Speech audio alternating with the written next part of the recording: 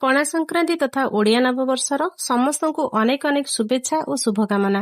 ଆଗକୁ ଆସୁଛି ମହାବିଷୁବ ସଂକ୍ରାନ୍ତି। ଏହି ସଂକ୍ରାନ୍ତିରେ ଆମ ଓଡ଼ିଆ ଘରମାନଙ୍କରେ ପଣା ତିଆରି ହୁଏ।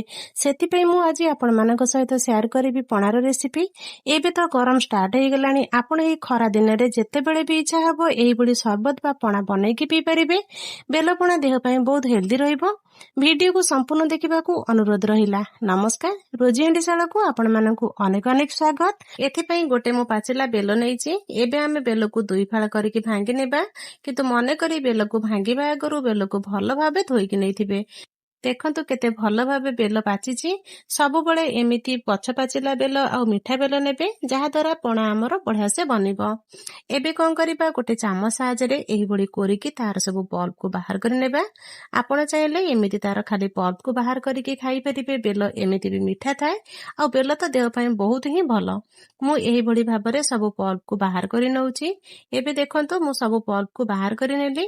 ଏବେ ଏଥିରେ କିଛି ପାଣି ଦେଇଦେବା। ପରେ ଆମେ ଏଥିରେ ପାଣି ଦେବା, ସେଥିପାଇଁ ଅଳ୍ପ ପାଣି ଦେଇକି ହାତରେ ଚକଟି ନେବା। ହାତରେ ହିଁ ଏହିଭଳି ଚକଟିଲେ ତାର ମଞ୍ଜି ସୂତା ବାହାର କରିପାରିବେ। ତେଣୁ ହାତକୁ ଭଲ ଭାବେ ପରିଷ୍କାର କରିକି ଧୋଇଥିବେ। ଏହିଭଳି ଭାବରେ ଚକଟିକି ତାର ମଞ୍ଜି ସୂତା ବାହାର କରିପାରିବେ, କିନ୍ତୁ ମୁଁ ଏଠି ଗୋଟେ ଷ୍ଟେନରରେ ଛାଣିକି ବାହାର କରି ନେବି। ଏବେ ଗୋଟେ ବଡ ଜାଗାରେ ଷ୍ଟେନରକୁ ରଖିକି ବେଲର ଯୋଉ ରସ ବାହାର କରିଥିଲେ ତାକୁ ଆମେ ଷ୍ଟେନରରେ ଦେଇଦେବା। ଆଉ ଗୋଟେ ଚାମଚ ସାହାଯ୍ୟରେ ରସ ଗୁଡାକ ଛାଣି ନେବା। ଏମିତି କରିବା ଦ୍ୱାରା କଣ ହେବ ନା, ଆମର ଯାହାବି ଖଦଡାଂଶ ଥିବ ବା ମଞ୍ଜି ଥିବ ବାହାରିଯିବ। ଆଶା କରିବି ଆଜିର ରେସିପିଟି ଆପଣମାନଙ୍କୁ ଭଲ ଲାଗିବ। ଭଲ ଲାଗିଲେ ଭିଡିଓକୁ ଲାଇକ୍ କରିବେ, ସେୟାର କରିବେ। ଚ୍ୟାନେଲରେ ନୂଆ ଥିଲେ ଚ୍ୟାନେଲକୁ ସବସ୍କ୍ରାଇବ କରିନେବେ। ତ ଦେଖନ୍ତୁ ବେଲର ରସ ଆମର ବାହାରିଗଲା। ଏବେ ଆମେ ଏଥିରେ କିଛି ଥଣ୍ଡା ପାଣି ଆଡ୍ କରିବା। ଆପଣ କେତେ ପତଳା ଆଉ କେତେ ମୋଟା ପଣା କରିବେ ସେଇ ହିସାବରେ ଥଣ୍ଡା ପାଣି ଆଡ୍ କରିବେ। ଆପଣ ଏମିତିକା ହିଁ ଚିନି, ମିଶ୍ରି କିମ୍ବା ଗୁଡ଼ ଆଡ୍ କରିକି ଗୋଲମରିଚ ଗୁଣ୍ଡ ଦେଇକି ପିଇ ପାରିବେ, ଯୋଉଟା ଦେହ ପାଇଁ ବହୁତ ଭଲ ହୋଇଥାଏ, ବିଶେଷ କରି ତ ପେଟ ପାଇଁ। ଏବେ ପଣାକୁ ଆଉ ଟିକେ ଟେଷ୍ଟି କରିବା ପାଇଁ ବାକି ସବୁ ଜିନିଷ ଗୁଡିକ ଦେଇଦେବା। ଏଇଠି ମୁଁ 2ଟି ପାଚିଲା କଦଳୀକୁ ଏମିତି ଖଣ୍ଡ କରିକି ଦେଇ ଦଉଛି।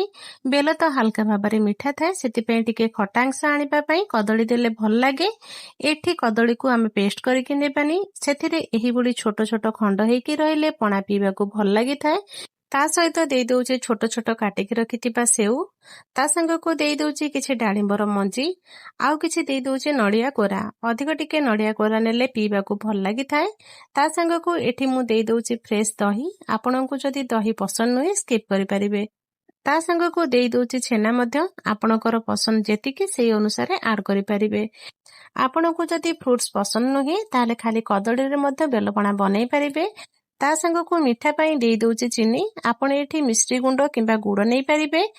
ତା ସାଙ୍ଗକୁ ଦେଇଦେଲି ଗୋଲମରିଚର ଗୁଣ୍ଡ। ଗୋଲମରିଚ ଗୁଣ୍ଡ ନିହାତି ନେବେ ବେଲପଣାରେ। ଖାଇବା ହଜମ କରିବା ସହିତ ଟିକେ ରାଗ ରାଗ ଲାଗିଥାଏ, ବଢିଆ ଲାଗିଥାଏ ପଣା ପିଇବା ପାଇଁ।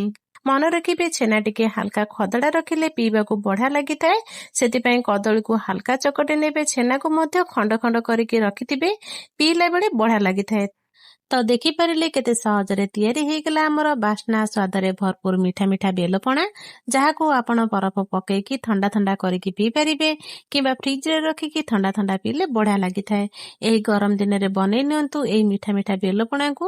ବନେଇ ସାରିବା ପରେ କେମିତି ଲାଗିଲା ଆପଣଙ୍କ ଅନୁଭୂତି ମୋ ସହିତ ସେୟାର କରନ୍ତୁ। ଆଜି ପାଇଁ ରହିଲି, ପୁଣି ଆସିବି ଆଉ ଗୋଟେ ନୂଆ ରେସିପି ନେଇକି। ସେ ପର୍ଯ୍ୟନ୍ତ ରହିଲି, ନମସ୍କାର, ଜୟ ଜଗନ୍ନାଥ।